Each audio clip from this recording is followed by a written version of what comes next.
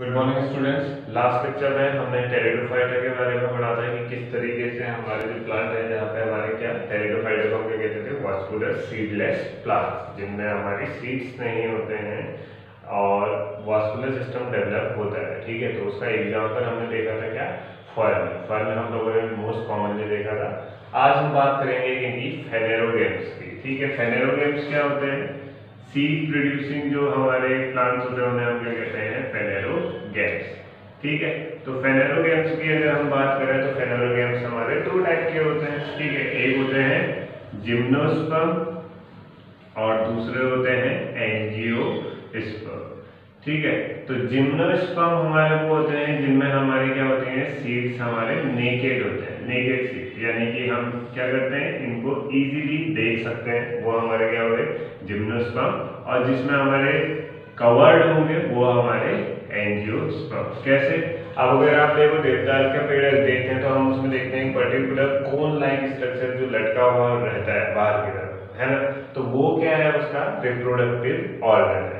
और अगर हम एंजियोस्पर्म में गए, हम किसी भी बात करें तो हम क्या करते हैं, हम फ्लावर देखते हैं, फ्लावर के अंदर हमारा रिप्रोडक्टिव स्ट्रक्चर होता है जिसे हम नहीं देख सकते, है ना। तो इस तरीके से यहाँ पे हमारा कैटेगराइजेशन होता है हायर प्लांट्स में।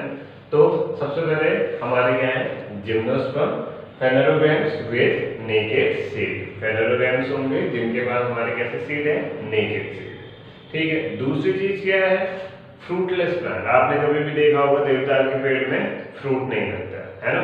तो ये जितने भी प्लांट्स होंगे ये हमारे क्या होते हैं, फ्रूटलेस होते हैं। और बेसिकली ये हमारे कॉमर्शियल पर्पज के लिए यूज होते हैं, जैसे वुड के लिए हमारा यूज होता है। इसके अलावा ये कॉमर्शियल प्रोडक्ट जैसे हमारे लिपस्टिक है या फिर हमारे क्या पेपर्स हैं, ये सारी चीजें बनाने के काम आते हैं।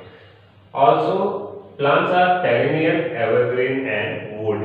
प्लांट्स हमारे क्या है, पेरिनियल है, एवरग्रीन है और वुडी है। ये कैटेगराइजेशन हमारा किस बेसिस पे होता है कि वो कहाँ ग्रो कर रहे हैं। एवरग्रीन यानी कि जो हमेशा क्या रहते हैं, हरे। वुडी जिनमें हमारा क्या हो, वुड का कंटेंट ज्यादा हो। तो देवदार के पेड़ आपने देखा होगा काफी ज्यादा लंबे होते हैं, है ना, तो इसीलिए होता है। और पेरिनियल जो हमारे क्या मॉनसून के हिसाब से हमारे जो सेट करते हैं लीव्स को और दोबारा से हमारा रीजनरेशन यहाँ पे होता है। ठीक है, तो ये प्लांट्स हमारे क्या होंगे, हर टाइप के होते हैं, पेरिनियल भी हो सकते हैं, एवरग्रीन भी हो सकते हैं और वुडी भी हो सकते हैं। टर्म एज सॉफ्ट वुड, तो इसीलिए हमने इसका नाम क्या दिया है, सॉफ्ट वुड, क्योंकि काफी ज्यादा लार्ज होने के कारण क्या होता है, इसमें जो वुड का कंटेंट है वो ज्यादा हो जाता है, जिस वजह से इसमें हमारे जो पेरेन्काइमेटिक सेल्स हैं वो हमारे ज्यादा। ठीक है, एग्जांपल हमने क्या दिया, पाइन, देवदार, साइकेड्स, रेडवुड ट्री। तो रेडवुड ट्री हमारा one of the largest tree है, राइट। रेडवुड ट्री हमारा क्या होता है, सबसे टॉलेस्ट।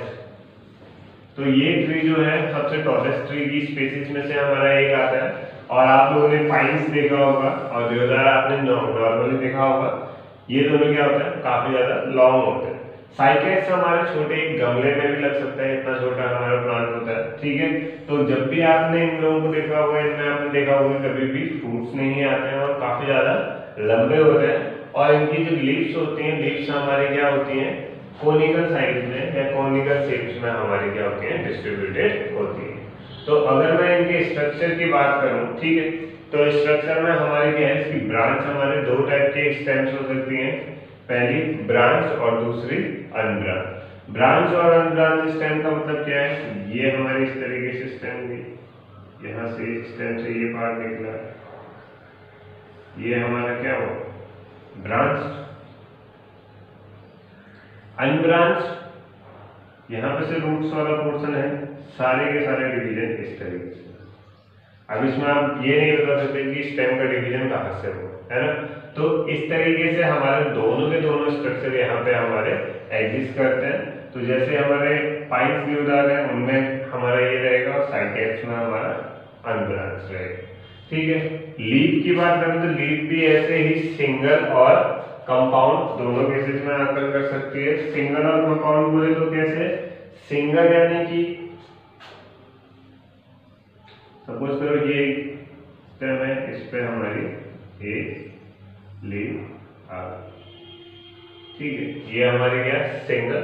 तो जब भी स्टेम आते हैं एक बर्ड से आते हैं तो ये हमारा क्या है, ये हमारा हो गया एक्सिलरी बर्ड। ठीक है, तो ये क्या है एक्सिलरी बर्ड। तो यहाँ से हमारा क्या है लीव का हमारा फॉर्मेशन होगा। अब इसी की जगह अगर एक्सिलरी बर्ड से हमारा जो ग्रोथ हो रही है वो ग्रोथ हमारी इस तरीके से होगी, एक ही पार्ट से हमारे बहुत सारी लीव्स वाले पोर्शन हमारे क्या हो रहे हैं, डेवलप हो रहे हैं। ठीक है, तो ये हमारी क्या होगी कंपाउंड लीव्स, और इससे पहले जो मैंने ग्रो करी थी वो क्या हुई सिंपल लीव। तो दोनों तरीके से यहाँ पे हमारी क्या लीव्स हमारी अकर कर सकती हैं। सिंपल और कंपाउंड किसके बेसिस में देखते हैं हम, जो एक्सिलरी बर्ड जहां से हमारे क्या लीव के लिए हमारा ग्रोथ होनी।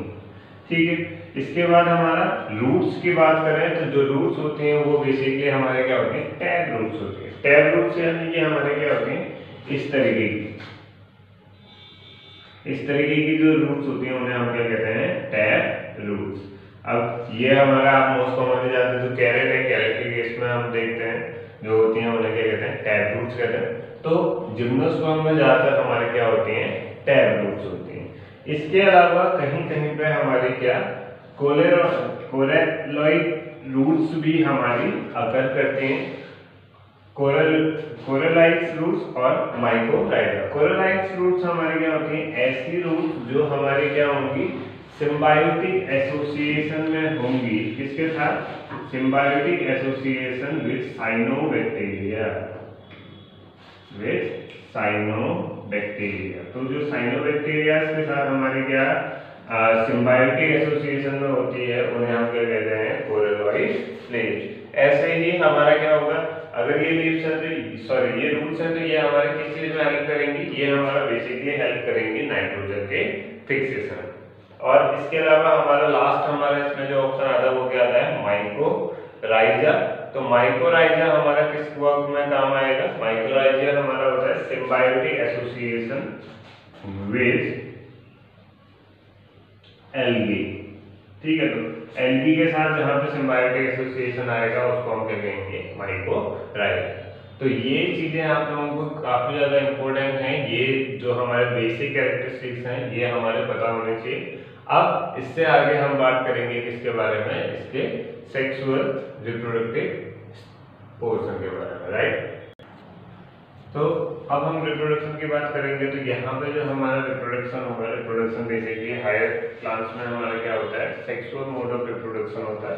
तो सेक्सुअल मोड ऑफ रिप्रोडक्शन के थ्रू यहाँ पे हमारा सारी की सारी हमारी प्रोसेस होगी। तो यहाँ पे हमारे क्या होंगे जो स्पोर्स होते हैं उन्हें हम क्या कहेंगे हेटेरोस्पोर्स। हेटेरोस्पोर्स यानी जो स्पोर्स जिनके पास हमारी क्या है टेंडेंसी है किस चीज को जनरेट करने की, गैमेटोफाइट्स को जनरेट करने की। तो बेसिकली होता क्या है यहाँ पे भी हमारा क्या होगा स्पोरोफाइटिक फेज जो होता है वो डोमिनेंट होता है as compare to gametophytic phase. ठीक है, तो हेटेरोस्पोर्स यानी कि डिफरेंट स्पोर, जहां पे हमारे क्या होंगे मेल और फीमेल में दोनों में डिफरेंट स्पोर्स होंगे वो हमारे क्या होंगे हेटेरोस्पोर्स।